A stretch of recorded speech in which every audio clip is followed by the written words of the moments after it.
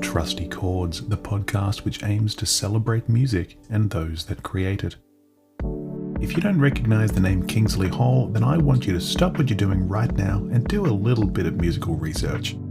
For most, Kingsley's name would be recognisable thanks to his role up the front of English outfit the Chapman Family, where he was better known as Kingsley Chapman. Though relatively unknown down here in Australia, their successes were notable. After all, they played the likes of Glastonbury and even boasted Idols as a support act one time, though they would split around 2013. In recent years though, you've been able to find Kingsley up the front of Benefits, a noisy outfit which pairs harsh musical elements with Kingsley's impassioned, politically relevant stream of consciousness lyrics. In fact, they resonated with me so much that their debut record, Nails, was my album of the year in 2023. Considering I listened to hundreds of records that year, it's no mean feat. But their music isn't for everyone. It's confronting, it's harsh, it's angular, and at times it's a little hard to digest. But that's part of the appeal. Now Benefits have pared down to a duo, with Kingsley joined by Robbie Major to present as a ferocious two-piece which still pack the same amount of energy and ferocity despite the much more economical format. Today they released their second album, Constant Noise, and it is an absolutely stunning piece of work. To some, it might feel like they've pulled back on the throttle a little bit when it comes to being a confronting record, but the energy is still there, the anger is still palpable, and the visceral effect it has upon you as a listener is still as real as ever. As I mentioned in the early part of our chat, when I started this podcast, Kingsley was one of the names I had right at the top of my list in terms of dream guests. Heck, I followed the Chapman family quite a bit in their final years, and I've paid attention to everything he's done since, so it's no surprise I wanted to dive deep into his musical past. So Kingsley was kind enough to join me for a chat recently, and despite our attempts to keep it short and snappy, it ended up being a long one, and that's with all the editing he advised me to do. Anyway, I strongly urge you to check out Benefits' new album Constant Noise, and once you're done giving that a spin, have a listen to our chat, and I'll see you at the end of the episode for some general housekeeping.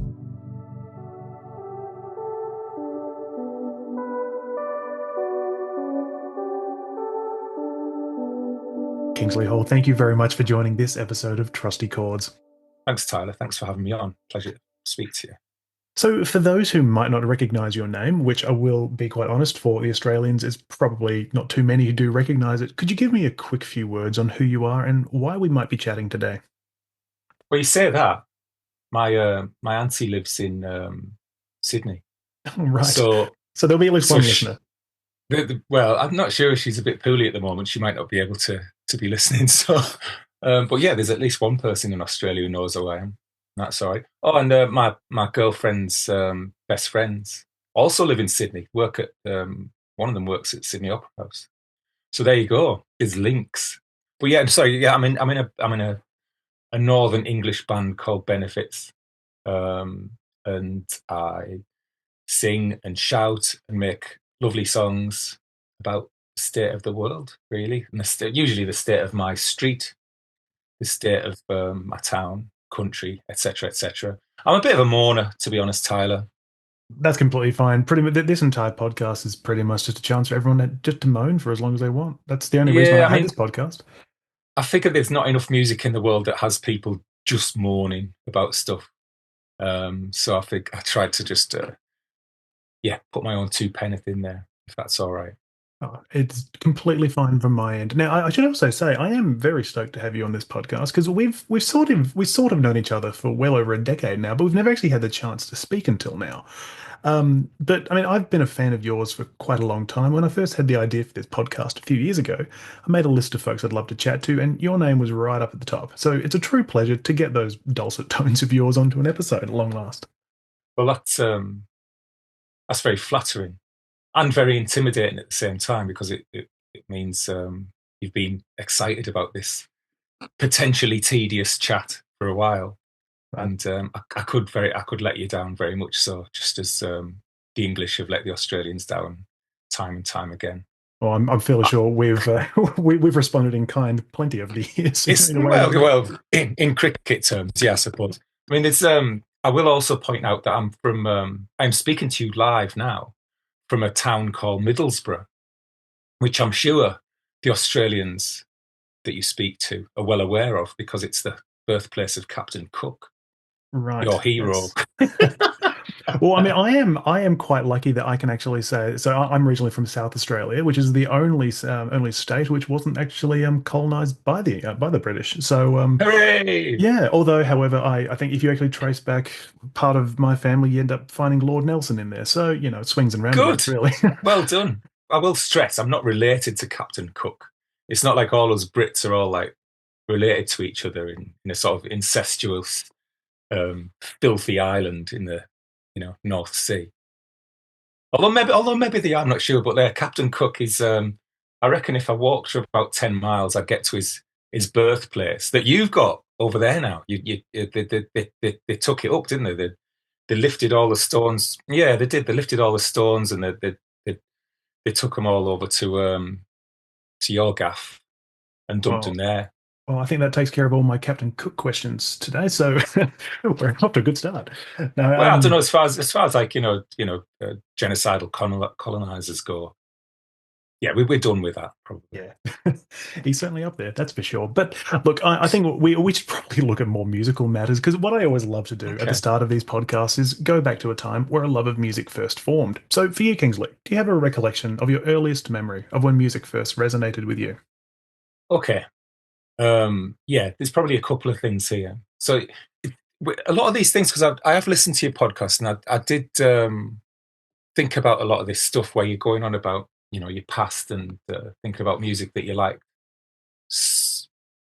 So you can take this in a couple of ways. And I've heard a few people on your podcast do this. So you can take it in like a cool direction or a well thought out collection, um, or an honest way. You can talk about it. So the reality is it's probably like a Muppets album, um, which was probably my first interaction with music and certainly music that I loved.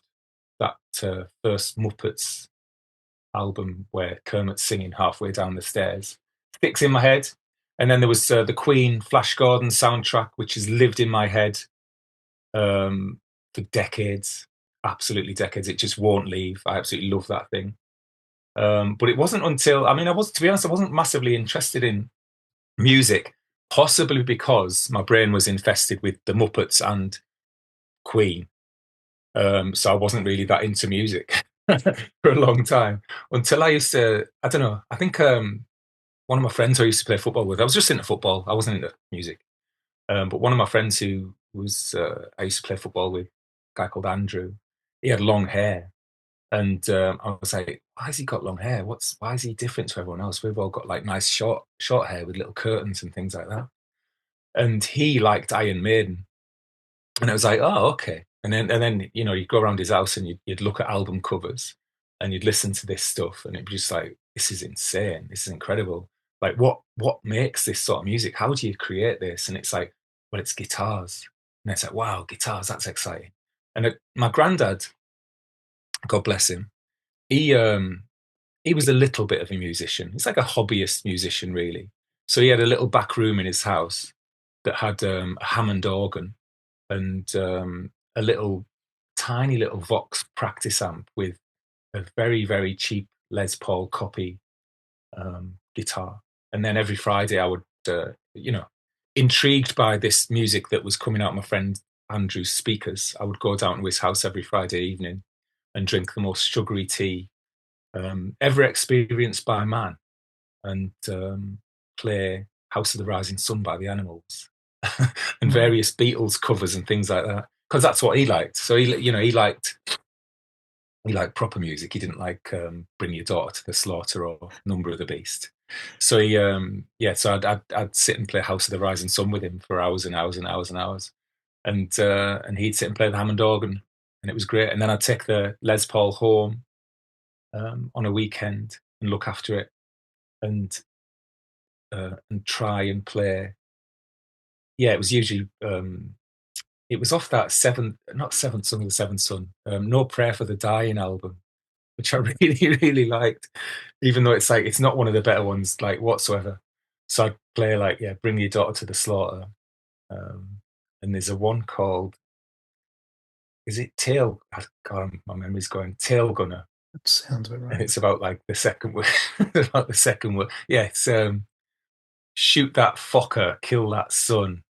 Yeah, because I like the way that the Iron Maiden didn't swear, but they would say something like "Fokker," like after the German aircraft, and it'd be like, "Oh, hey, hold on, he's almost swearing here." It was a very yeah, it's they were very dangerous, a very dangerous band for me. So yeah, I'd like that. Yeah, Tail Gunner was a great song. I could also only imagine that, if you're all hopped up on, the sugary tea as well and trying to play through House of the Rising Sun, I can only imagine how Yeah, fast you were learning that in those early days. Because I mean, the little arpeggiated intro and everything, that's quite difficult to do when you're not all sugared up, isn't it?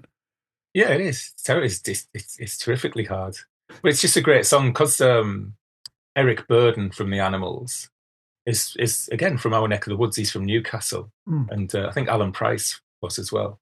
So there was like a local connection there as well. I think that's why my granddad probably liked them. I know my dad liked them as well. My mum liked them as well, the Animals, because they used to play. It's weird. This town that I'm from, Middlesbrough, and there's a one next door to it called Stockton, right? Yeah. And I was born in Stockton, and it, I don't expect anyone to have ever heard of these places. Like, even though we invented the railways, I still never expect people to have heard of Stockton-on-Tees, even though also we invented the safety match. It's pretty impressive CV, right? But no one's ever heard of it, and it's just a forgotten northern town. But in the 60s, it used to be like a testing ground for all the 60s supergroups. So they'd all come and play up here. They'd play in London first. They'd all get like a reputation in London. And then they'd come up to the northeast of England and play here and play in Glasgow, basically just to test, because we were the hardest audience. So if you impressed the people of Stockton or Middlesbrough and Glasgow, the Johnny Bigwig from the record company in London will think that, hey, we're onto something here. If they can impress the most hard to please audience in the country, then we're doing okay. But yeah, Eric Burden of the Animals. So the Animals played here quite often. I think in a place called the Fiesta Club, possibly. Anyway, my mum has a good memory of being at the front of the stage combing Eric Burden's shoes because in the 60s people wore strange things and Eric Burden used to wear sealskin shoes. And for whatever reason, she was at the front combing his shoes. Right. I hope it's not a euphemism for something. Yeah, Um, because I guess otherwise that would, stir up some rather conflicting feelings it with would, it would, it with would, it music, isn't would, it? it would cause some very, very concerning feelings within myself and my feelings toward my mother. Yeah, of But I course. know it's not because my mum was a very innocent person. So yeah, so she would comb sealskin, Eric Burden's sealskin shoes on the stage in Stockton, which I thought was fantastic. And so yeah, there's a link there. So I would listen to House of the Rising Sun and possibly be thinking about my mum combing some shoes while drinking sugary tea before episodes of Cheers, because I used to watch Cheers Yeah. at my granddad's house. It was really good. You mentioned just before there that you were playing guitar a lot, and I suppose I should ask, how did that then turn into you sort of playing music in bands? Because you're predominantly known as more of a singer than a guitarist. Well, is that because I'm a terrible guitarist? That's possibly the reason. I was never very good at playing House of the Rising Sun. You're probably right. Oh, of course, okay. But Too much no, sugary tea. no, no, it's okay. No, from that it was just yeah, right. The thing is, I've never been someone who thinks that the amount of talent should get in the way of any ambition. Right? I don't think the most talented musicians in the world make the best music, and I've never thought that. And you can listen to an album by Steve Vai or Joe Satriani for proof. Right? They're both absolutely amazing. And this is my guitar nerd head coming back on there, right? So you can listen to. I don't know if you know Steve. You will. Steve Oh, yeah, Vai, Joe Satriani. Yeah, of course. absolutely. So you listen to like Passion and Warfare by Steve Vai, his solo album from I think the early 90s. Mhm. The cover's amazing. It's got like he's there. It's all like Technicolor. It's very Um, psychedelic, isn't it? it's psychedelic, yeah. And it's but you listen to that album, and it's like it's just dreadful. Like it's, they are immensely talented people. Like the most, they are virtuosos. But as far as songwriting goes, I'm just not interested. And I know very and I know that's a ridiculous example because they are musical heroes of mine as well. So I'm being a bit sarcastic, but I do know people in real life who can play their instruments very, very well and like are just like infinitely better than me, like proper like top of the class in music, got everything to do with it. But getting them to write a song or getting them to have like some sort of energy or passion into writing a song just doesn't exist because they're too focused or so focused on um, being perfect. And I'm not interested in that. I've never been interested in that. My first band, really, that I was in around the time of like doing this thing with my granddad, was going home and not really playing any chords at all and just smashing stuff about on the guitar and making ridiculous songs up. Um, I think they were called. There was a few. I went through a flurry of bands. One was called Suicidal Chorus, which was terrible. I think that was me and Andrew, who used to like Maiden, and we basically just rip off Iron Maiden songs and change the words. So that was good. And then a few years later, I was in a band called the Kung Fu Disco Explosion, which was a lot of fun. That was renamed from the Belgian Kung Fu legends, but we changed it because it wasn't quite snappy enough. So yeah, that was. I don't think I've ever told anyone about these awful bands before, but there you go. Well, Um, you give it, me the big scoop of the of it's the it's Kingsley a Hall huge lore, aren't you? it's a huge scoop, huge scoop. But yeah, so no, I enjoy playing guitar. It's a lot of fun, but I am dreadfully terrible at it, and I've no shame in admitting that. But when, but then I started this band called the Chapman Family in the sort of 2000s, like an indie rock, indie punk thing. It started out a lot punkier, then became a lot more indie rocky. So the band that I first became aware of you through was the Chapman Family. Now, I mean, as I'm speaking right now, I'm sitting in front of a CD shelf filled with actual with a few Chapman Family like CDs, be it like promo CDs or the releases that you actually put out. And I'm probably one of the few people in Australia who can do that, apart from your auntie and everything. But I should ask the question, how did the Chapman Family come together from the likes of the Kung Fu Disco Explosion? Was there a bit of a goal as to what you were trying to do with this band? Yeah, there's never been any goals with any of this, but with the Chapman Family, that was me and my friend Paul. We would go to a club in Stockton called Cuba, which is still there, which is great. And it was just every Friday night there was a band on. And it was like it's an indie club, and there was just it's like a three-band bill, um, and it was brilliant. We just really enjoyed watching live music and watching bands and watching your friends get up there and play.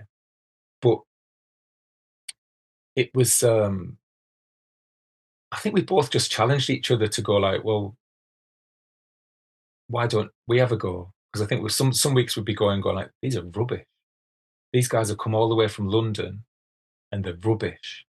What's the point? And then you'd read about them in the NME the next week and they'd be telling you that they were the best thing in the world. Um, so yeah, I think we basically just challenged ourselves to be like, well, if we're talking about, if we're like, if we're, if, why don't we have a go? Why don't we give it a go? So we give it a go, and it there was never any real goal other than playing our first gig. It was always we'd just go from gig to gig. There was never any careerist ambition, and there's never been any. Probably probably one of the reasons why you're the only person in Australia who has these CDs is because yeah, I've never really had any careerist ambition to make it big as an indie rock star. That's exactly why you need, nerdy fans like myself who are holding copies of the kids promo single, or the All Fall and everything like that. All of the It all of the classics. it does seem strange. It does seem very bizarre that you have these things, and I wasn't expecting you to have those things because you've probably got more than I have in my mum's loft, which is a bit of a worry. But yeah, it's nice. It was a lot. It was a fun time. I said we didn't have any ambition. We didn't have any. career goal. We didn't have any experience of any of this. So we just did everything on our own terms. And it was, I think the bands that I like tend to do that anyway, without me knowing it, kind of subconsciously. They don't fall into it's not a trap. They don't fall into just the industry machine and do things in the correct manner. They just find so we certainly just try to find our own path, our own way of doing things. So if it was even something stupid like, we didn't have a computer to make posters. So we didn't have we couldn't design posters on a computer. So we would draw them, or we would scribble them, or we'd stick pictures from magazines onto a piece of paper and take it down to the shop and photocopy it. Just finding DIY solutions for everything. And we got a little bit of notoriety, I suppose. A guy called Hugh Stevens started championing us on Radio 1 on his sort of unsigned band show, and that was really nice. And we got to play Glastonbury in 2008. So we thought we'd make the most of it. You never know when these opportunities come round again. So we thought, we'll give it a good crack. So when we went down, we took a load of flyers and a load of T-shirts and basically just started handing them out to people just wandering around Glastonbury, forcing them to come and watch us. And some acts just don't make any effort whatsoever, and it's always baffled me as to, some bands will just expect people to turn up and watch them, whether that's a local gig or a festival show. I'm like, not even post about it on the internet, not even do anything, just like, well, it's all right. I'm sure they'll be there. It's like, no one's going to turn up.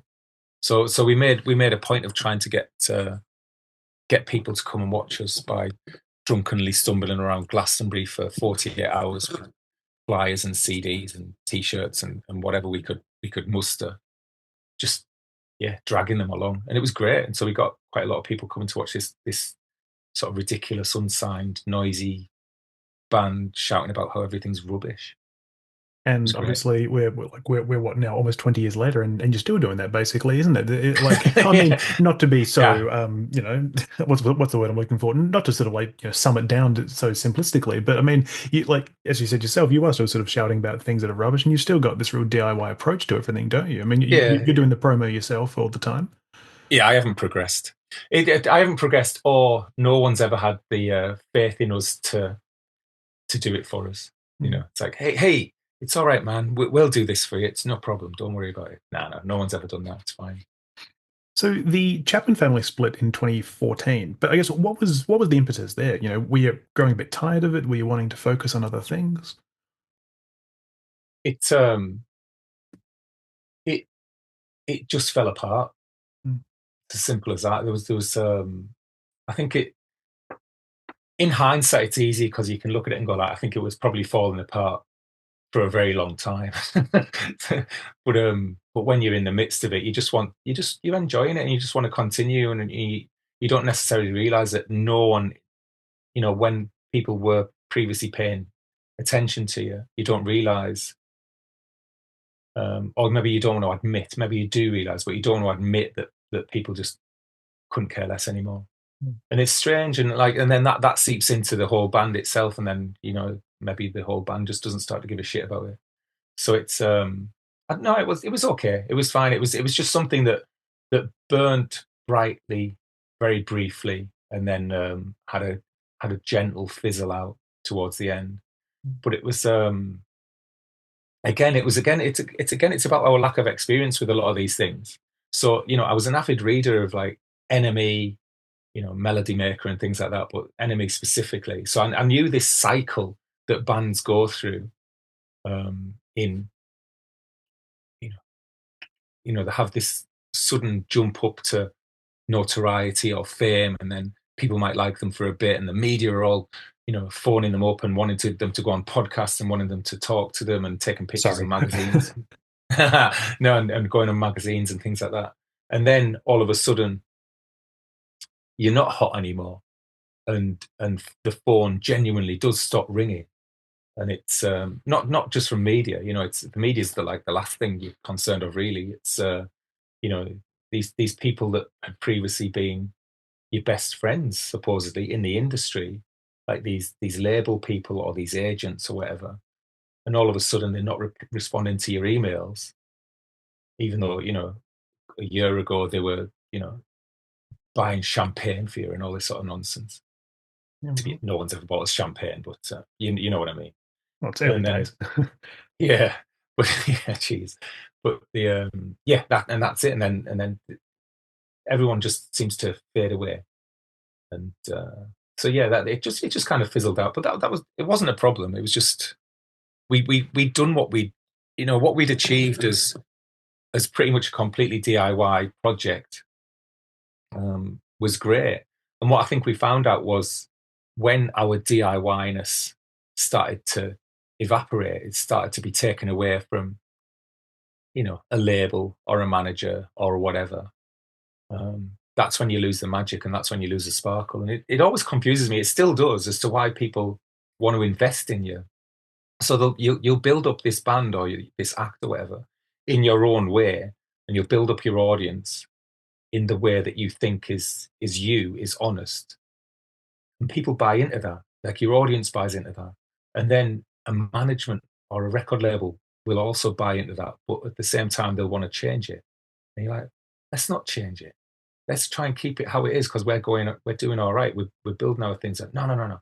Try this, and you end up getting too many people giving you too many opinions, and the whole thing becomes muddy, and you get like paranoid about everything. I remember there was one time when we were probably just done our first album, and it had done all right. It got like a little bit of critical acclaim, I suppose. It was fine, but I remember someone maybe in management saying, hey, guys, we need you to write a single for Zayn. I'm like, what the fuck does that mean? We need a single for Zayn Lowe, something that'll be played on Radio One. I'm like, okay, can't we just like write a song how we would just write a song? Like, no, no, no. We need you to write it for Zayn, and that gets stuck in everyone's head. It got stuck in the band's head. And I remember being in practice rooms for days, um, trying to come up with a song for Zayn, and inevitably it's just a load of old shit, because you're not writing for yourself. You're trying to um, yeah, you're trying to guess what this person will want. You're trying to mark. It's awful. So grim. So grim. So yeah, none of that. I've So, waffled way too much here. I do no, apologise. you are I'm totally completely going on. fine. After the Chapman family split up and everything, there were a few years between that, and then you sort of re-emerged with Benefits in 2019. So this was undeniably a little bit different to what we had before. And I think initially actually I think you mentioned recently, it had sort of become as a bit of a proper rock band at the time, but then it emerged a bit more to what it is today. So I guess in your words, what was the Benefits plan and the philosophy behind it, if there was one? A proper rock band. Yeah, of course. No, the origins of it were, were nothing to do with being a proper rock band or being anything at all. The origins of this was to get together on a Thursday night with my friends and just make as much noise as possible. I think we all had various problems or stresses or whatever you want to call it at the time, either from work life, personal life, or the more the outer world, the real world, real world problems, political life, etc., etc. But mainly to do with your own, personal frustrations and things like that. It's just nice to get together with your friends, really as a form of therapy, just to make an absolute racket. So that's all we did, and we just made a few, and it was myself and Robbie Major, who plays like a really noisy synthesizer with about 50 distortion pedals and things like that through it. And a guy called Johnny, who was on drums, and then whoever else wanted to come down. It was more of a collective feeling than a band. It was just, if you want to turn up, and then we'll want to take out your frustrations on this amplifier. go for it. It's fine. So we would do that, and it was a lot of fun. And we did a few little songs, and we did a few gigs, um, which was nice. But there was never any ambition to it. It kind of became a little bit when we became a little bit polished, and there's a huge emphasis on little bit there. It was kind of more of an Idols light kind of thing. I mean, the true origins of it come from, weirdly, from the Chapman family, because in about 2017, maybe 2017 or 2018, we did a sort of reunion gig. It was like a little jam, really. I mean, Pop, the guy from the Chapman family, lives in Berlin now, and he was over for a bit, and it was just thought like it would be a nice thing to just get together and play a show. And it was fun. I really enjoyed it, and it sort of like gave us a little bit of a spark back into making noisy music. So I think the original intention that I had probably in my head was to write some songs for another Chapman family project or whatever. But they'd moved on. Pop lived in Berlin. Paul, um, as he should, has a proper job. And so yeah, what what became of it was something entirely different to Chapman Family version 2 demos. Um, so yeah, this Idols light stuff. But then, so we played a few gigs, and it was all right. And then a pandemic turned up and made everyone stop. So when we'd previously been able to get together in practice rooms and take out our frustrations and things like that, in that option wasn't available anymore. So we had to try and find another way of doing it, because we were all gently going insane in our houses with our one walk a day. I'm not sure what you had in Australia. I can't remember what you had, but like we were allowed to go out for one walk or go to the shops or something with our masks on, and you could only walk around the shops in a certain direction. Yeah, I mean, I say it was very similar here. I mean, especially here in the state of Victoria. I think we ended up being the most locked down like city in the world and everything like that. It was quite hectic, but we didn't have quite as many restrictions on directions of walking. It was a little Yeah. bit more a bit freeing, but yeah, right. I remember being in, I think I was in Asda in a supermarket over here, and yeah, there was arrows on the floor as to which direction you could walk in, Oh and yes. you couldn't go back.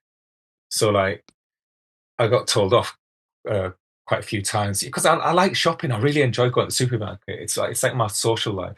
So walking around the shops is fun, and I like going. I like having a look at stuff and then going back and buying something that I saw earlier and things like that. But no, they weren't having it. So I get told off all the time for like nipping between aisles and going back, as if I was like some sort of COVID super spreader. But yeah. So we didn't have any uh, outlet for our frustrations anymore. And it turned out we had a lot more frustrations during lockdown than we did previously. So me and Robbie basically just had to try and find a way of solving that. And the way that we solved it was by sending each other extremely loud electronica and pinging it back and forth and putting some, you know, lyrics over the top, poetry, spoken word, whatever you want to call it, and marketing that as a song. So it was for our own indulgence. But then we would put them online, and we would put them on Twitter before it went bad. Yeah. We put it on Twitter, and when there was a nice supportive community of musicians and things like that. So that all of a sudden became, well, it wasn't popular. We've never been popular, as the people in Australia will know. But it became, people like Sleaford Mods started retweeting it, and because of that, Steve Albini saw it, and then Black Francis saw it, and then Elijah Wood, Frodo from Lord of the Rings, saw it, and Well, and what a fan Jeff. base. Yeah, well, the Elijah Wood one, like, I, I think it's just wonderful. I like how you can do this thing, like literally from doing doing your vocals on a microphone that you got from eBay, like the cheapest one you could find on eBay, and you're making this music on your crummy repurposed laptop, and somehow this guy from one of the biggest movie franchises in the world has got to hear your song via the internet, and he was like, he wrote some profanities about it, but it was all complimentary. And As as the best profanities are. yeah, it's just I just find it like it's just so cool. Like as I said, when the internet seemed to have like a nice purpose to it, a nice instead of this monstrous beast that it's become. So yeah, so that was all really cool. And then from on the back of that, Jeff Barrow from Portishead, Mm. who runs a record label called Invader, he got to he sniffed it out. So he found it. And then he was all of a sudden I've got, the guy from Portishead, like one of the most iconic bands of the last 25 years. Yeah. He's like in my DMs, and he doesn't even ask me about the music at all. He's just asking me if I'm all right. And he's just having like nice little chats. And I'm like, he's leading up to something here, but I'm like, maybe he's not. Maybe he just fancies a chat. But in the end, so I engineered us to do a show once COVID restrictions had been, near enough gone. Um, Engineered a show for us to do in Bristol where he lived, just to make him come and see us, to see if his interest was more than just friendship. See if he wanted to do a record, and he did. He just took us backstage. Do you want to do an album? It's like, yep, of course we do. There we go. That's amazing. Yeah, So had you always, I guess, been writing lyrics like this? Because this sort of almost stream of consciousness social commentary with like righteous anger and about the state of the world, it feels very natural. But I mean, it's very different to what had sort of come before, at least to yeah. the general public. So had you always been writing like this? Nope, nope, Right. not at all. It was I said, I'm not. Again, it's very strange. I've got friends who are very, very talented, like not just as musicians, but as lyricists, as poets, as writers, and all this sort of stuff. And they've been to university to do this. They've you know, writing courses. We've got a thing over here, the Brit School, where all these like aspiring musicians go to, and then here presto, they become massive stars. And I've got friends who've done this, and who are amazing, amazing writers, but I've never done any of it.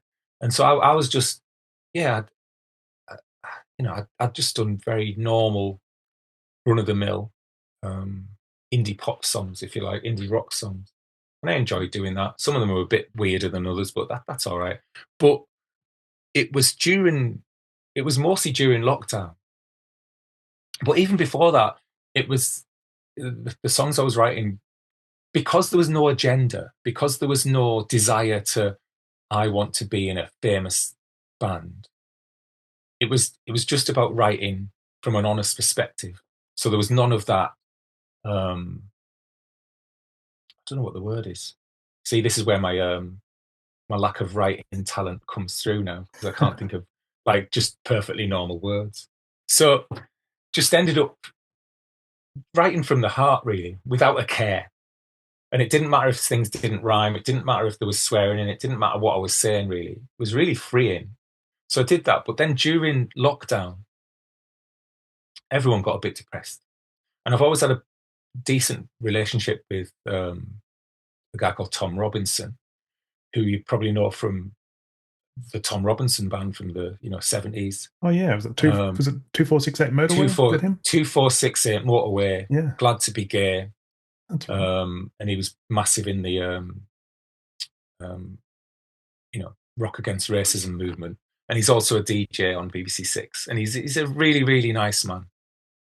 But I got in touch with him somehow, I can't remember. And I was just like, basically just going, I'm a bit disillusioned, a bit depressed. I don't really know what to do. And he, because he played one of our singles, I think the year before, just before lockdown. And we just had a really good hour-long chat. And it was really generous of this, like, he's a proper star.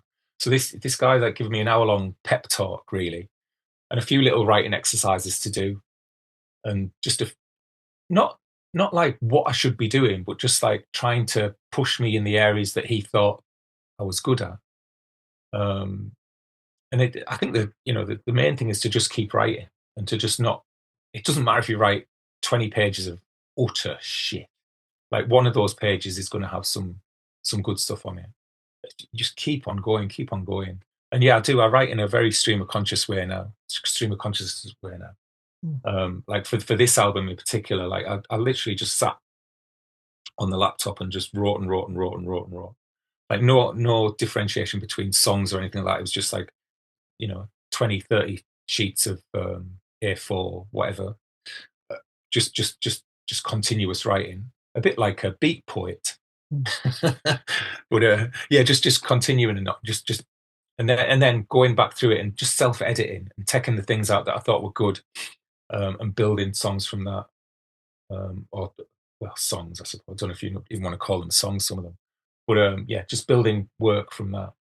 So yeah, he was really influential in that, Tom. So it was just it was, and as I say, it was that freeing feeling. So I wasn't restricted by having um, verse, chorus, middle eight, break, verse, chorus. Just do what you want. It doesn't even have to have a chorus. It doesn't have to have a verse. You just keep going. If you think something's interesting, just crack on with it. Don't worry what everyone else thinks. I remember being able to spotlight the single, I think it was Flag, on Rolling Stone Australia back after it was released. And I remember the comments from a lot of the people complaining that A, the music wasn't applicable to folks here in Australia, which it sort of is still, Okay.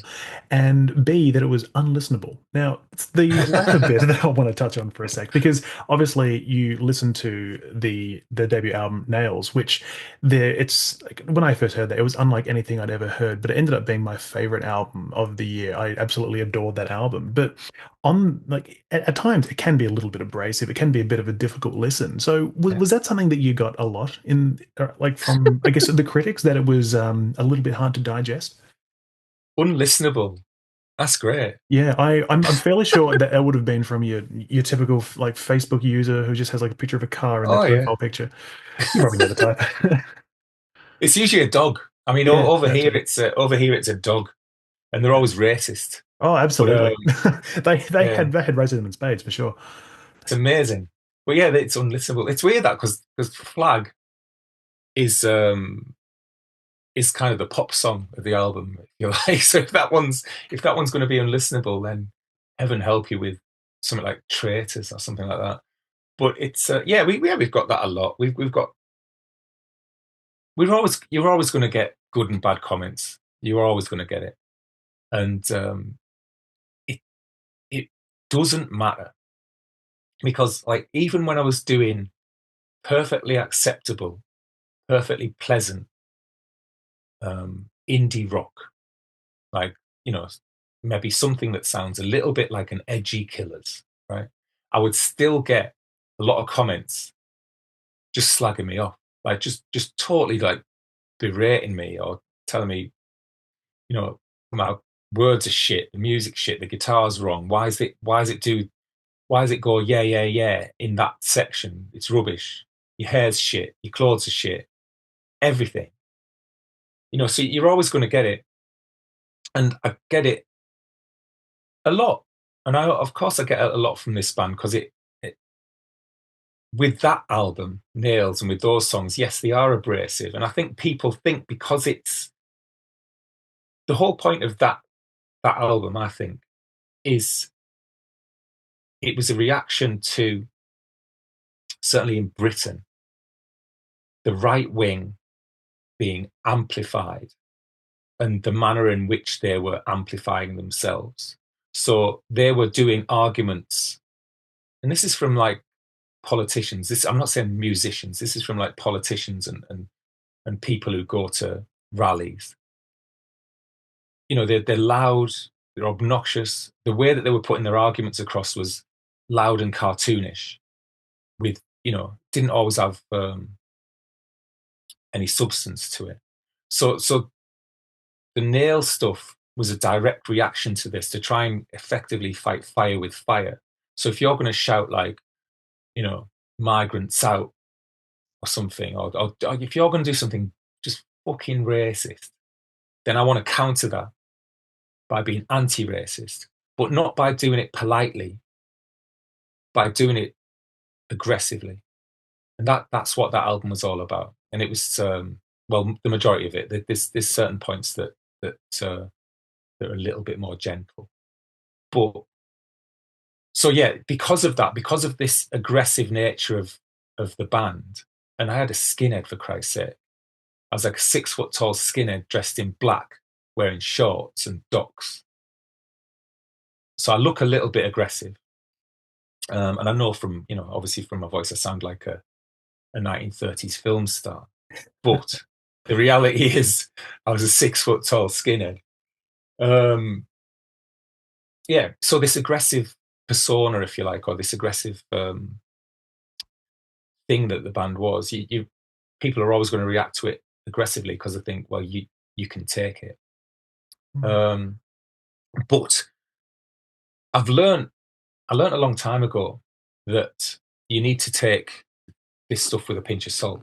So if you get if you get praise, if you get wonderful stuff on the internet, if you get all this like people telling you you're fucking amazing, it goes to your head, and you begin to think that way. You think you're unbelievable. You think you're unstoppable. You become this egotistical prick. But alternatively, if you also get really negative appraisal, if people are always telling you you're rubbish, like proper criticism really cuts and it really hurts. But if you take that way too seriously, you become a you become a wreck. You become a total shell, because you feel that you can't do a foot right. You just it's messy, it's horrible. It really plays with your head, and the negative stuff doesn't half kick in more than the good. I mean, you're going to see good stuff because of your maybe your Facebook page or your YouTube page or Instagram, and people follow that and people want to tell you that you're good, so that's fine. But so you're going to see a lot more good than bad. But every now and then, a bad thing will get through, and it's always the bad thing, like a 1 to 100 ratio, one bad, 100 good. That one bad will hit you like so fucking hard. Yeah. And I really feel sorry for proper pop stars or proper movie stars or celebrities or whatever, with the amount of shit that they must get. Fucking hell, it must be horrific. As I said, we're absolute small fries, and when we get some sort of bad thing, less so now because I tell myself I couldn't give a shit. Obviously, I do give a shit, but it's I try not to let it bother me as much. But when it did bother me, I would be thinking about it like 24 hours a day. How can I get back at them, or can I find out who they are? Can I actually go around and fuck them up in some way, or can I just like let it? Can I ignore it? Do I have to get revenge? Do I need to get revenge? Can I just not let them be? It's all these sort of weird thoughts go through your brain. But now I'm just like, you know what? I used to be an arsehole too. It's fine. I used to, slag bands off on the internet, not to their faces. Of course. I do it very slyly, and they don't want to be like things like the Rolling Stones or Coldplay. But I wouldn't. Yeah, but these things do seep through, and it's not very nice. So I've learnt my lessons. So I'm a good lad now. No, but it turns out there's not many nice people in the world of the internet anymore. I mean, even just as like speaking as a journalist, I mean, I've had my fair share of death threats over articles I've written, and it's ridiculous, really. But you're right, though. Those are the ones that get amplified. Like, I think only a few months ago, I had someone message me who were complaining that I'd written an article wrong, but the issue was that it was an image that wasn't loading through no fault of my own, and they didn't leave any information where I could say, actually, it's a technical issue. I'm not a terrible writer, and I worried about that for a whole day. I'm just like, I can't defend myself over this internet nobody, but whatever. Yeah, it's weird because my friends, I don't look for this stuff anymore, right? Because I know how much it it used to affect me. So I don't look for it. I don't search benefits the band and find out someone's called us some horrible names. But people I know, people who are my friends, will tell me without me wanting them to tell me. So they'll just like happen to send me a WhatsApp going, "You'll never guess what so and so said about you." And I'm like, "You didn't have to do Yeah. that. I didn't need that in my life because that then ruins my day." So Yeah. it's always worse. I don't so much mind if some guy from Australia or America or somewhere else just thinks we're atrocious. People have every right to think a band is terrible. It's totally fine. It doesn't matter. That's not a problem. It's when I see um, it's when I see stuff from people that I might know or from people from my local area. They're the ones that really sort of affect me. But I'm just a bit like, I know you. Like, Yeah. I've literally met you. And I've spoken to you, and you're still doing this. Like, what have I done to you? How can like 3 minutes of a song offend you so much that you have to go on the internet and do this? It's like, come on, man. Like, anyway, sorry, No, crack on. that's completely fine. I'm sorry that I was bringing up the opinions of all the mindless Rolling Stone Australia readers. Moving on to more contemporary matters, like Benefits are now getting ready to release a new album called Constant Noise in March. Now, these days, the band has pared down to just you and Robbie. So I guess I was going to ask two questions there, but I guess I should sort of say, how does the band feel these days? Is it more manageable with just the two of you at the forefront? Yeah, economically, I definitely. can imagine. Yeah. But this is it. It's like so yeah, it is just me and Robbie. And basically what it is, it I think it's us getting back to what we effectively did in lockdown when we were at our most creative. So when it was just lockdown, it's just myself and Robbie were sending each other, as I said, electronic music back and forth, and we sort of like created these songs from that. And then once lockdown restrictions went, we started gigging. And when we started gigging, we thought that we needed to have a band because when you have a band, when you gig, it surely looks better if you've got a proper band. Hmm. And then we started getting a bit bigger, and we started getting offered festivals and Glastonbury and playing in France and Germany and things like that. So to do these things, again, we thought to give a proper representation of the music, you need a band, like a drummer and other instruments, etc., etc. And I think we were right. We so we recreated the album in its most punk rock form. So there was like blast beats going on, really harsh noise, lots of shouting, lots of effects, and it was a lot of fun. But the band kind of morphed, not in an unenjoyable way, because I really did enjoy doing this, and it's not certainly no disrespect to anyone that was in the band, but it kind of morphed into something that it wasn't supposed to be. Like me and Robbie have both been in bands, from the Kung Fu Disco Explosion to Chapman Family to whatever, and we've both been in loads of bands before, so we've kind of done the rock band thing, and we both decided that we didn't want to be in a rock band anymore. But what Benefits became, through no fault of our own, I suppose, it became a rock band, and we were playing brilliant things like Arctangent Festival, which is predominantly a more metal based festival, and we were going on tour with a brilliant band called Empire State Bastard, which is the kind of offshoot band of Simon Neil from Biffy Clyro, Hmm. and he had Dave Navarro. Sorry, no, and he had Dave Lombardo. Get it right. I mean, You wouldn't they're have both you pretty wouldn't have impressive Dave names. Navarro. Wouldn't have Dave Navarro on drums. You're right. He had Dave Lombardo from the Slayers on drums, and that was pretty amazing. So these are like really intense, like hyper rock bands, and we're there as well. And it was so we kind of fit into it in that guise. But as I said, I think it was something that me and Robbie didn't ever, as enjoyable as it was. And there's nothing more enjoyable than making fucking racket with a load of metalers. Um, but it wasn't really what we wanted to do. It wasn't what we were comfortable with. It wasn't how we wanted to be creative. So when we started work on this second album, we had a bit of a problem because myself and Robbie were pushing things in a more electronica based or um, you know, more spoken word based on a few songs with more ambient sounds or like 90s dance or electronica. But at the same time, we've got musicians and we've got drummers who probably want to do proper songs.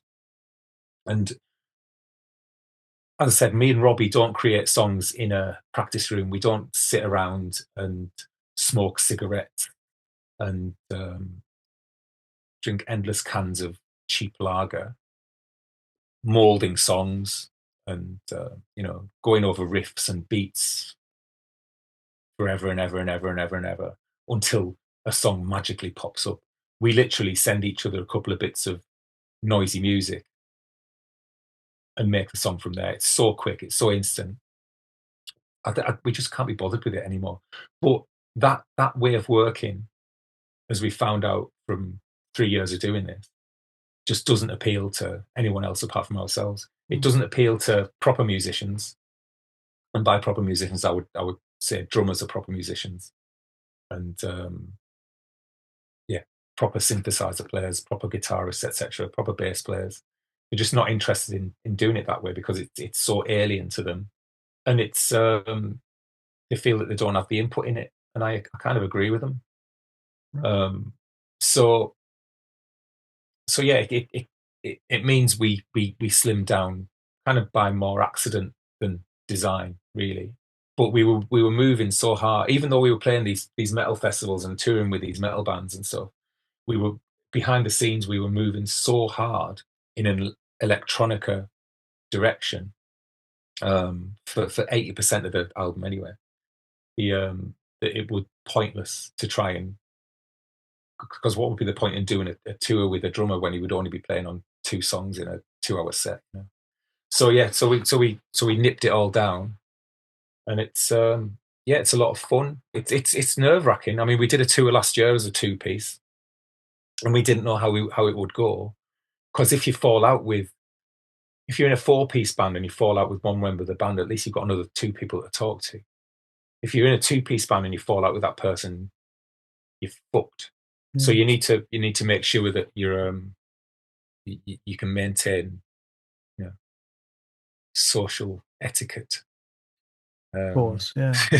But as I said, it works out more economically, so we don't have to get 2 or 3 hotel rooms. You just get one. It makes it, and the state of I'm not sure what the state of gigging is in Australia, but in the UK, it's a total mess. Like venues are closing all the time. Oh yes. Musicians can't afford to tour. So slimming down is a sensible option. Like the only bands that can really afford to do it the old fashioned way, where they've got like, brass section, a string section, and I don't know, a 7-piece band, say a 5-7-piece band, of people either on big labels who can afford to throw money at something or who have very wealthy parents or very wealthy benefactors. You'll still see a lot of bands going around. Music's never going to die, but it'll become more of a privilege than something that should be accessible and should be a unifying thing, and it shouldn't just be a luxury for the rich. From a performer's point of view and from a audience point of view, gig tickets are so fucking expensive over here. It's untrue.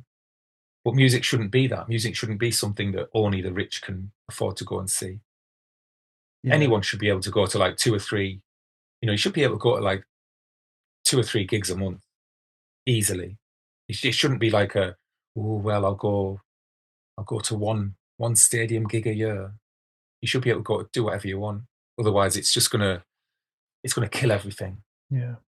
Well, I mean, it's certainly a similar situation here. I mean, even just I mean, I cast my mind back to when I was doing reviews as a writer pretty much every week. It was actually quite amazing to me to think how many gigs I would go to, and then I just see so many people there at like a stadium show. Like I was seeing Bon Jovi at one point, and don't judge me, but I was seeing Bon Jovi at one point, and I just remember looking around and seeing so many people, and I realized this is their one night out for the year.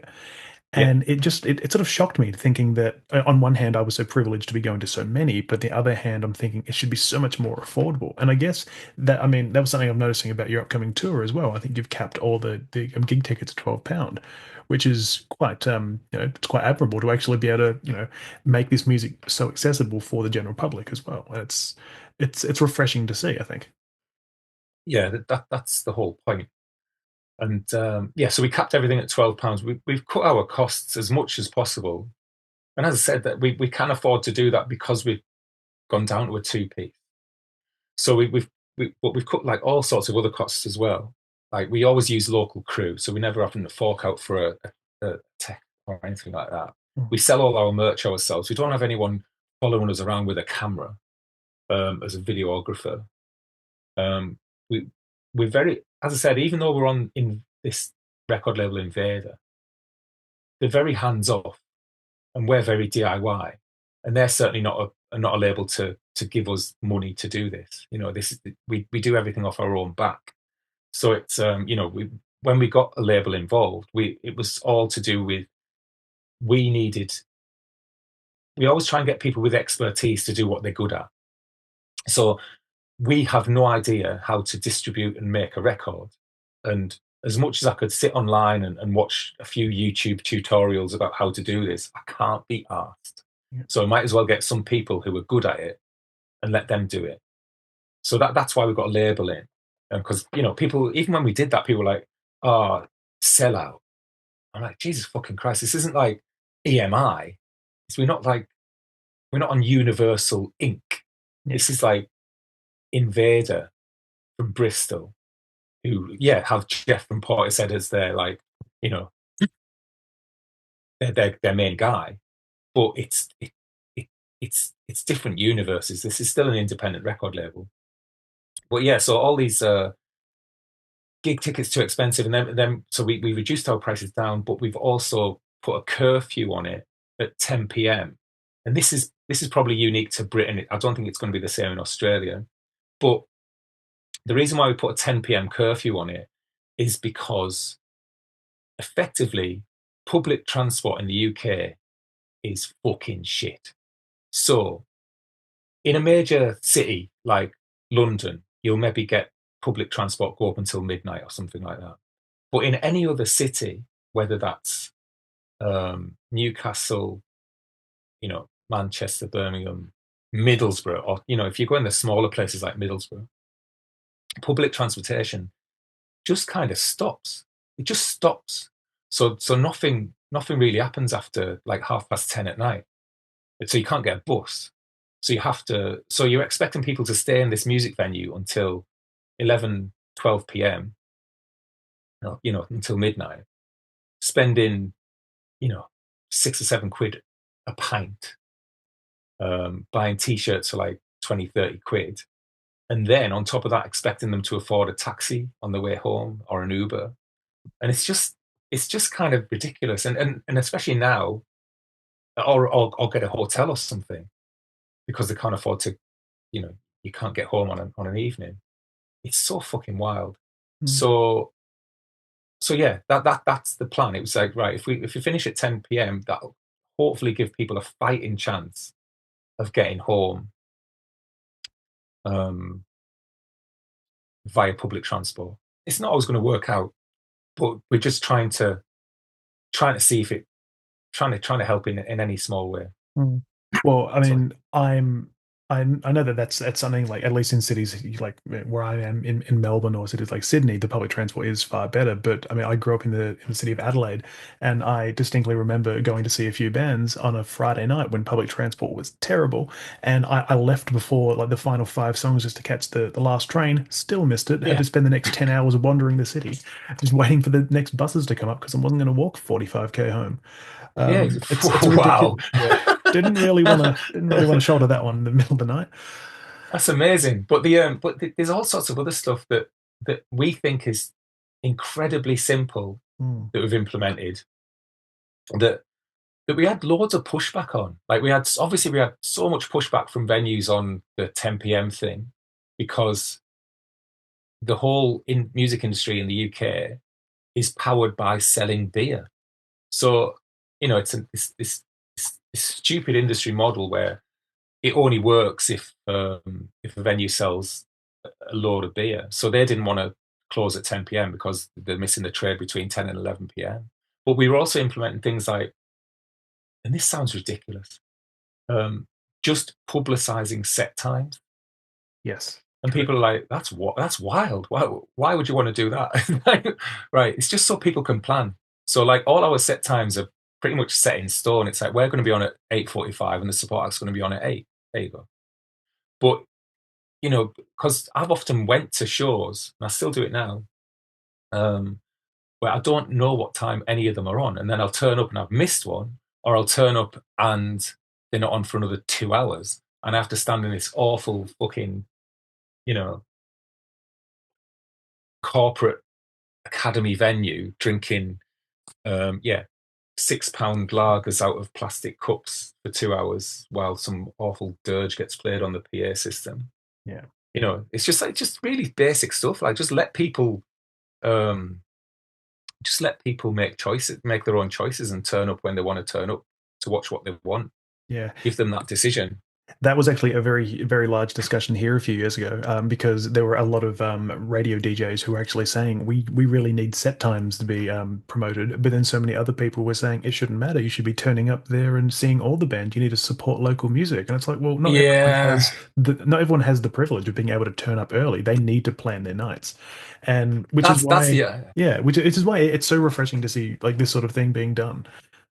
that's the argument that always gets pushed back. It's like it's like people should just turn up and watch the first band. It's like, well, just turn up then. It's fine. Like it just it doesn't work. It just doesn't work. It's always like you need to just the doors are open at 7:30. Turn up at 7:30. No one does that. Like Yeah. just yeah. I'm yeah. We could be rambling Okay. about this for hours, I'm Okay. sure. Ramble, But ramble, ramble on. but look, I guess I should also ask one more question about the current activities with benefits before I get into the final section, lest I make this a new record for the longest podcast. I don't want But that. No one wants that. no, but I should ask the question. This new album, Constant Noise.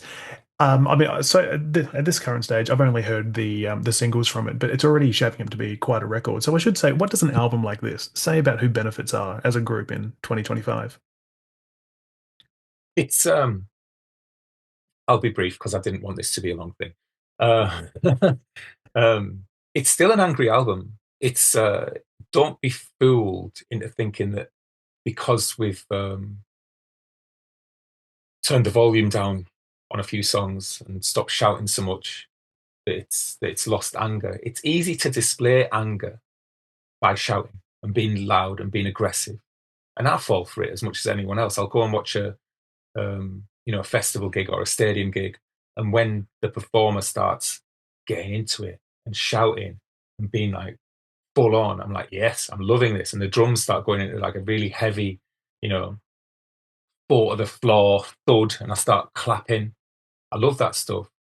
And I think for me, that as much as the first album wasn't a stadium rock album, it was for me, that was what it was.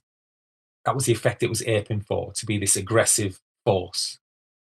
So to take away a lot of that aggressive force and to repackage it in a slightly more subtle form for me and Robbie is really interesting. It's not too much of a wild step from it, as much as pretty as the album is. But the best way I can have of describing the effect of the album, if you look at the cover, so the cover of the first album was this black thing, very much like the Spinal Tap album Smell the Glove, very much intentionally as well, because I love that film. But this second album is kind of a technicolor thing. It's like this, it looks like a twister board or a Connect 4 board. It's got so many colors and it's beautiful. Um, so yeah, I wanted the effect of the music to be the same as the cover, and I wanted the effect of the cover to be the same as the music. So the music, if your first album is Dorothy from The Wizard of Oz in the black and white section at the start of the film, this second album is when she wanders into Oz and is enveloped by all this beautiful Technicolor on the screen. That's it. It's just about that transition to color. That's all it is. But it's still angry. It's a very much a anti-war, anti-capitalism, anti-arsehole, um, arsehole in the person sense, not as arseholes, because obviously we all need them. Yeah. Amazing. It's. I mean, that was actually one thing I thought of when I first saw the album artwork as well. I just thought this is a very stark difference to what was the first. But now hearing it contextualized like that, sort of, it's almost in a sense like Dorothy's awakening and everything. Yeah, that's right. It's it's totally, fascinating. as I said, it's totally intentional, and because we do all this as well. We design these things. We come up with all the ideas, and we make this stuff. So it's there's no one behind the scenes going like, hey, why don't you try and make it Technicolor, guys? It's not, we're coming up with all these strategies ourselves. But it's I remember when I went into HMV in the UK to buy my own album, because I'm that much of a dickhead. It was nice when we designed it as this black thing. I thought that's really cool. That is, it's cool. It's sleek. It's Spinal Tap. It's a There's none more Metallica Black black. Album. It's all this. It's non more black. It's mirror both sides, right? But the reality of it in a shop is that it just disappears into the into the slots in the B section. You can't even see it because it's so black. It's like a void. So this one, yeah, we wanted it. We wanted it to be a bit more eye catching, but also to have some sort of symbolic significance. And at that, I'll leave that. Right. Well, I guess in the interest of time, I should get down to the final segment of this podcast. Yeah, Podcast. which is it's the most exciting section as well. I'm really excited about this. Exactly So right. this might take a bit longer than the other bit. That's fine. I mean, hey, I've got, I haven't got sleep to get to, but look, we'll be fine. So look, for those who are new to the podcast or anything, I'll do a quick run through here. Trusty chord sees me follow the 1, 3, and 5 structure of standard chord. Ask you about one artist that's impacted you, 3 albums have influenced you, and 5 songs you can always turn to. So, I guess my first question for you here, Kingsley, who is the one artist who has inspired you the most, whether it be personally or creatively? This is just so easy. Because I tried desperately, as I said before, I tried desperately to think of something clever or funny, but the answer was just totally pointless. So I just went with the honest one, and you'll have had this a million times before. So it's David Bowie. Right. Has to be number one. Yeah. He's the best to ever do it.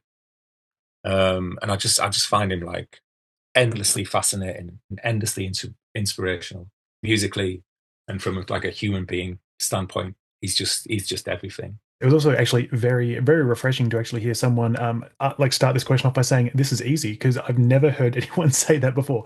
Everyone spends 5 minutes ruminating on, "Oh, it's a tough one," because so Nah, it's nice to know that you no, came pre-packaged with it, David. it there's no chance it's a tough one. It's like, as I said, I could try and be clever. I could try and like come up with an answer of someone that you've never heard of, or like someone who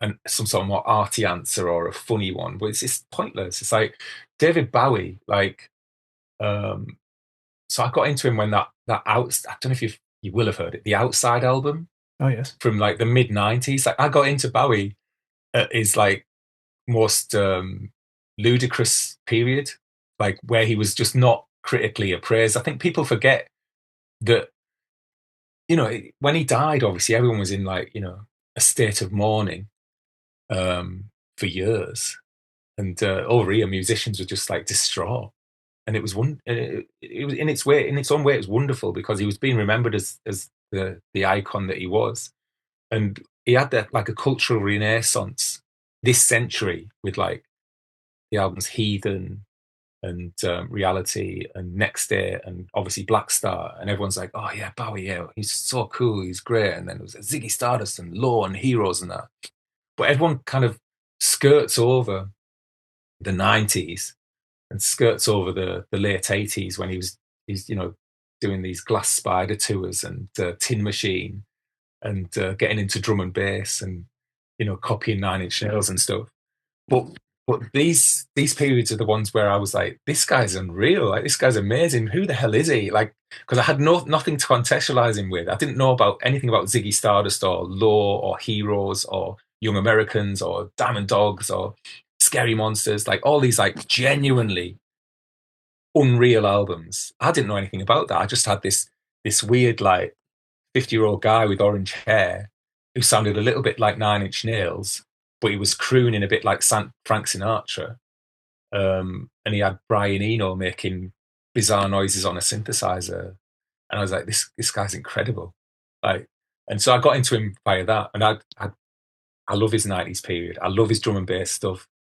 I just think he's incredible. Absolutely. And yeah, that whole 90s period is something that is definitely overlooked by a lot of people in Yeah, favor it's of sort of, the more classic eras, if you will. yeah, it's really derided. But if you put that Outside album, I'm telling you, like that's one of his best ones. It's absolutely up there with Law and Diamond Dog. Absolutely unbelievable. And on the topic of albums, I should say, my next question for you is three albums that have impacted you the most. This could be albums that you're always throwing on or something integral to your musical evolution. Yeah, this one, this question, I did have to think about it a little bit more. And again, I've tried not to go for clever one. So, first one is the Sisters of Mercy and Floodland. Oh, yes. The goth masterpiece from 1987. And like, I absolutely love. I was a total goth. I got into music via Maiden, and then went quickly into like a Doors phase, as every young boy should. It's the standard journey, And yes. so it was Maiden, the Doors, the Cure, and then I was like, the Cure aren't quite goth enough for me, so I went into the Sisters of Mercy, and I just love them. I love goth because I had the white face shit and dyed black hair and long leather jackets and lipstick and stuff, and I'd go out like that, totally unashamed. It was brilliant. But you can be a goth at like any time. It's like it's a timeless genre, and it's kind of magnificent, I think. And it's never fashionable, and it's never been fashionable. You can try and you can think back to like the early '80s or the mid '80s, or the Mission and the Sister Mercy and the Cure and stuff, and you think it must have been fashionable at that point, but it wasn't. It really wasn't. And but I think because it's never been fashionable, it maintains this sort of weird timeless quality. It's never been cool, and it never goes away. But it's consistently massive. There's always people. There's always goths at a concert. I fucking love it. Oh, yeah. But like the Sisters, but that album specifically, I think is something else. Like, I mean, all their albums are class, apart from Vision Thing, which is from 1990, which is like dreadful. It's like I don't know if you ever heard it. It's like just really bad sort of MOR. It's oh god, it's horrible. Sadly, that was actually my introduction to Sisters of Mercy, and Oh Christ. yeah, exactly. It's a pretty bad start to things, but knowing that there was more, it changed my tune, fittingly. Yeah. Yeah, but Floodland, I find like just right, Floodland and First and Last and Always, like the first album, I find amazing because they both simultaneously define goth music. So they both are what goth bands should sound like. So First and Last and Always sounds like, well, you put that on, it's like, well, that's what a goth sounds like, because it's got like the weird like First and Black Planet vocal, and it's got like that twiddly twiddly dee Wayne Hussey guitar thing going over the top of it, and like a tinny drum beat that kind of goes nowhere, and it's got like drenched in reverb. And you're like, well, that's goth. So they defined what goth music is. But then a couple of years later, they do Floodland, or he does Floodland, should have said, Andrew Eldritch. And he again like defines what goth band should sound like. It's like but simultaneously sounds completely different to the previous album, like with these like crazy saxophones on, and huge drums, like the best electronic drum sound that's ever been made, and it's all And if you put that album on now, and I'll go through like, 5 or 6 years of not listening to this, and then I'll put it back on again, and it still sounds so fresh and crisp and perfect. I think they're spectacular, and even if it's got This Corrosion on, which is the best and worst goth song in the world, like at the same time, it's just yeah. So yeah, Sister Mercy, amazing. My band, a few months ago, we launched our debut album. Very small show in a very sort of small venue, but as we finished up, the PA started playing This Corrosion right afterwards, and Wow, I just thought this is the perfect ending to the night. Like, wow. sure, like the show might not have been our best and everything, but hearing Sisters of Mercy coming through the PA afterwards, I just thought, you know what, I think people got their money's worth. So Yeah, definitely. It's I used to go to like I used to go to a goth club called Blazes in Middlesbrough, and they used to play Sister Mercy. Or you'd go up and you'd request it, because it used to be like the Cult or something like that, or Ministry, and it'd be like, yeah, this is cool, this is good goth dance music where you can do a proper stomp. But then you'd ask for the Sister Mercy, and they'd always like put This Corrosion on, and you'd be like, yeah, brilliant. But then 10 minutes later, you're still there. Like, it just doesn't end. It's this continual song that just, yeah, you get your money's worth with the sisters, that's for sure. absolutely. Right, so our second one, Yeah, second one. What's next? and I'll keep it briefer. So the second one is The Streets, the first album, original Pirate Material, because it's just the best. I remember I was working in my dad's chip shop, chopping up some fish, and we had Radio 1 on in the background, and Jo Wiley was on it, I think, and she played it, and it just sounded like something from a different planet. It didn't sound like real music. And I think when when music comes at you unexpectedly, and it's especially when it's a genre that you're not really familiar with, and I've said from my um, metal phase and goth phase and stuff, hip hop and that sort of side of things just wasn't an interest to me. But when it's something that you're not familiar with, and it's just so like jaw dropping, and it's so good, like it gives you a real jolt. And that album, and Mike Skinner, I think his lyricism's like never bettered. It's just brilliant. Like, and every character on that album, because it does seem character based, it just feels like really identifiable. I remember I was talking to my friends at the time about some of the student characters that are on it who want to legalize weed, and he sort of changes voices between these student characters and these sort of more towny thug type characters who just drink and want to fight, and it's just brilliant. And then there's the talk of the young bold soldiers as well in the opening song on Turn the Page.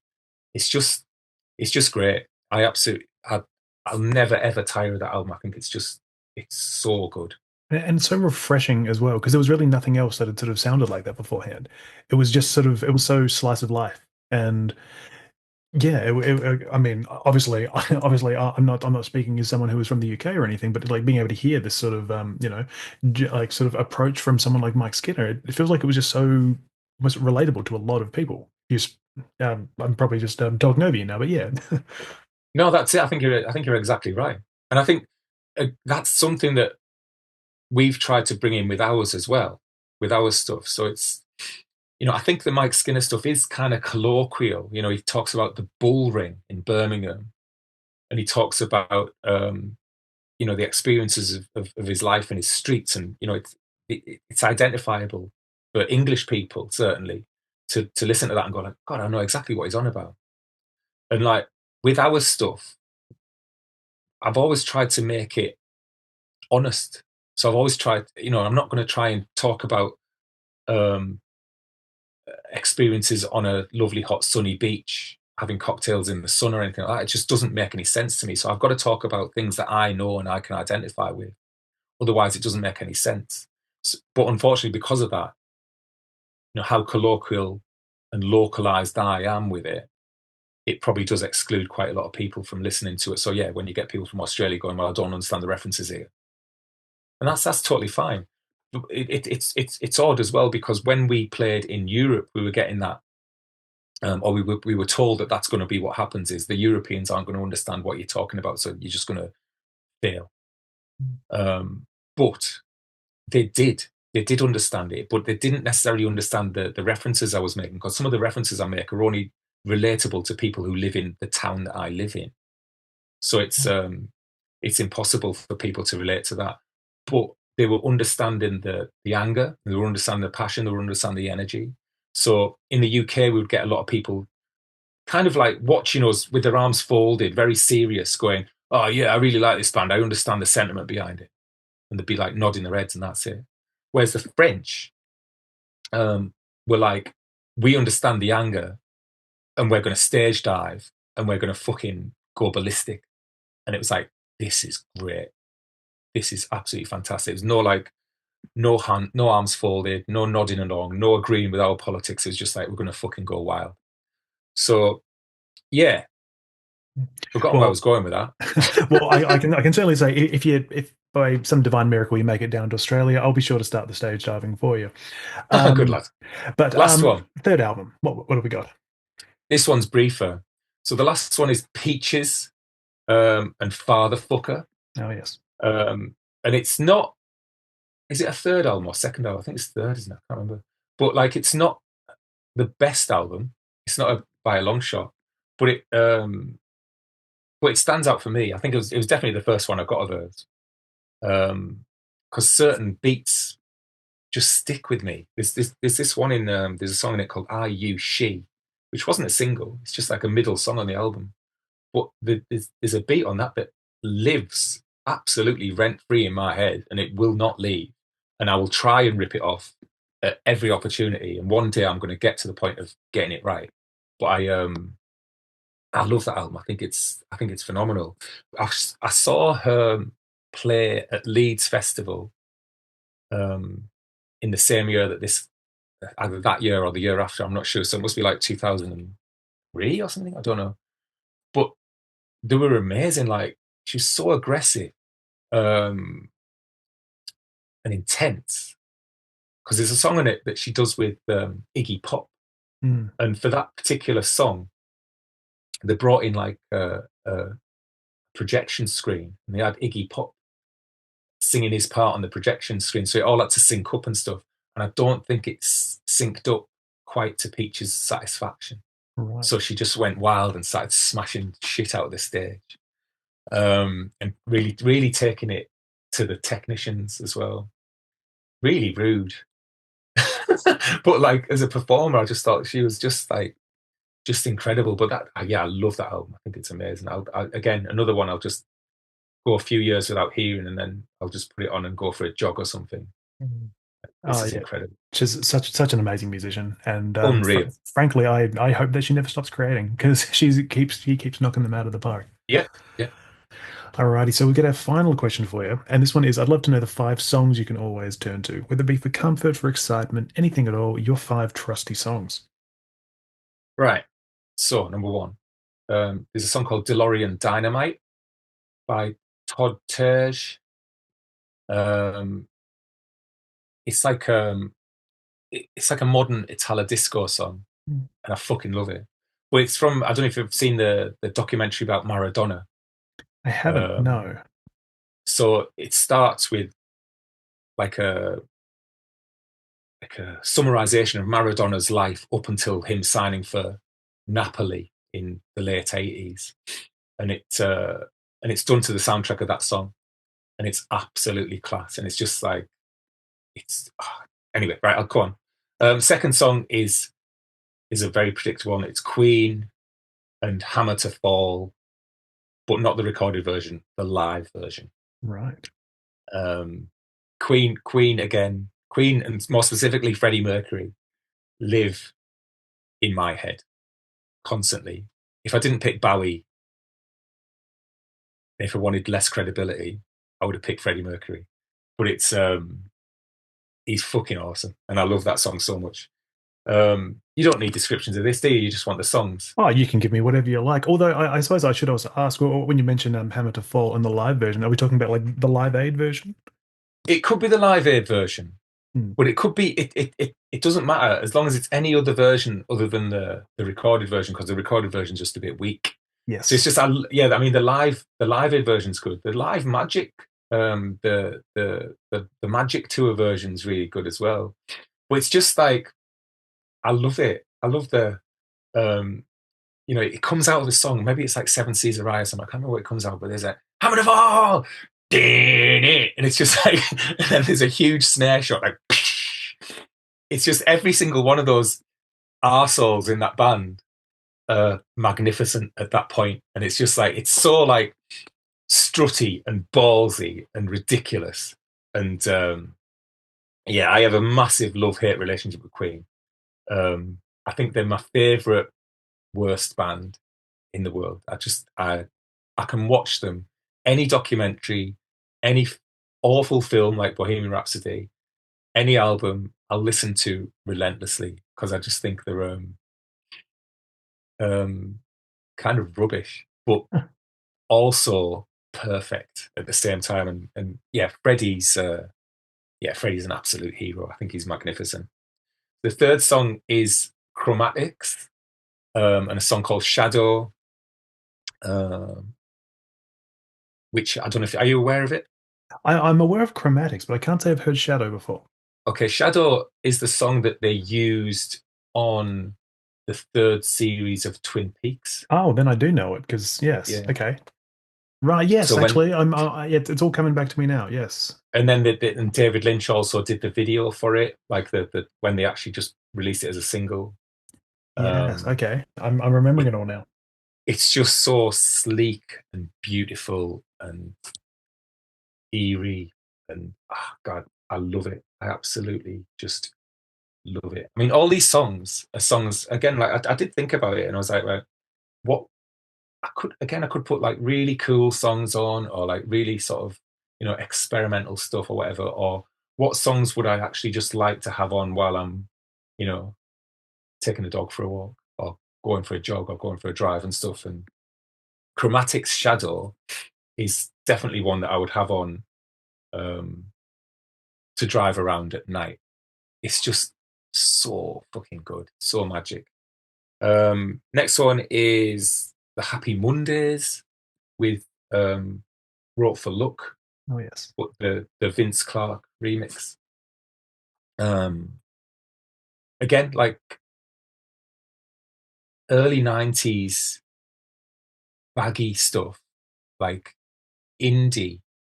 It gets such a bad rep, um, because it all got superseded by Britpop. So Britpop comes along, like Oasis and Blur, and it just takes all the headlines away. It becomes all about how big a band was, or the size of someone's ego, or like how many number ones and Brit Awards and all this shit. And it's really arrogant and boring, and the fucking bands are atrocious as well. That like we get a lot. I don't know if Britpop matters in Australia, so I apologize for this. But we have rose tinted spectacles in this country about the mid to late '90s, as if it was some like time when Britain was at its like cultural peak. yeah. And and I find it really depressing, because I find um I don't think it's true. So yeah, as much as I also don't think the early '90s Manchester scene was also the pinnacle of British culture, but I think it's much more fun and much more significant than a load of coked up bands fanning around in London in the '90s, pretending to like Tony Blair. They're just fucking wankers. Yeah. So yeah, the Manchester stuff's amazing. Like, but that Happy Mondays song, uh, again, a proper good one to just strut along, walk in your Shih Tzu. It's so good. And then I guess I should ask there, why the remix as opposed to the album version? No massive reasons, just better. Yeah, fair enough. No, no, no huge reason. I think it maybe goes on for another 2 minutes, so you get a bit more of a strut. A But little bit yeah, more it's bang for your buck. yeah, absolutely. I'm all about bargains with benefits, mate. Right, so yeah, so the last one So the last one is probably one where I went like, you know what, I need to put something cool in here. So it's the last one's Suicide and Dream Baby Dream. Oh yes, wonderful song. Because it's exactly, so it's like a total, like, as with most bands who veer into electronica, Suicide just become a huge influence. Sometimes without even knowing. I do find it interesting when, myself and Robbie, when we do these songs, maybe more so on the previous album, and we were getting people getting in touch with us and slagging us off, going, "Oh, you're just ripping off White House, or you're just ripping off someone so and so," and we're like, "Yeah, okay," and like we'd never heard of these bands. People were telling us that we'd ripped off all these bands that we'd never actually heard of. And then you look back at them and you listen to them and go, "Oh, we don't fucking sound like them. What are you talking about?" But Suicide, just incredible. Like, and I like, again, like that was probably trying to get across earlier on about this lack of, I don't know if it's lack of ambition. Is it anti-ambition? But not necessarily wanting to play the industry game, and not wanting to, not wanting to be some corporate little dickhead. Just trying to forge your own path in whatever way you can, like from a DIY perspective, trying to maintain as much control over your own output and actions as possible. And I think you take inspiration from a band like Suicide, because they were the masters at it. Absolutely. Well, I feel as after this wonderful and lengthy conversation, because I know that's something we said at the start, we wanted to avoid it being one of the longest podcast episodes, but it might be it might be on the cusp of getting that record. I should say, Kingsley Hall, I want to say thank you so very much for your time today and for being part of the Trusty Chords podcast. Sorry, thank you, Tal. It's been appreciated.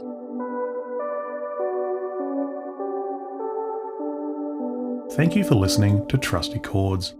If you listened to this episode and enjoyed it, I would really appreciate it if you were able to take a few moments to like, follow, share, and review this podcast on your preferred platform of choice. As always, there's no obligation, but I'm forever grateful if you do. I'm also over on Instagram and Facebook at Trusty Chords Podcast, all one word. And I've also got a blog on my website, which is tylerjenke.com. That's TYLERJENKE/Trusty Chords Podcast, all one word. Over on that blog, you can find a Spotify playlist with all the songs picked by my guests each week. You can also find a link to the Buy Me a Coffee platform, where you can throw me a few dollars to keep this podcast running if you feel so inclined. And lastly, I need to thank Kingsley Hall for spending time with me this week for the podcast. As expected, he was a true gem of a guest.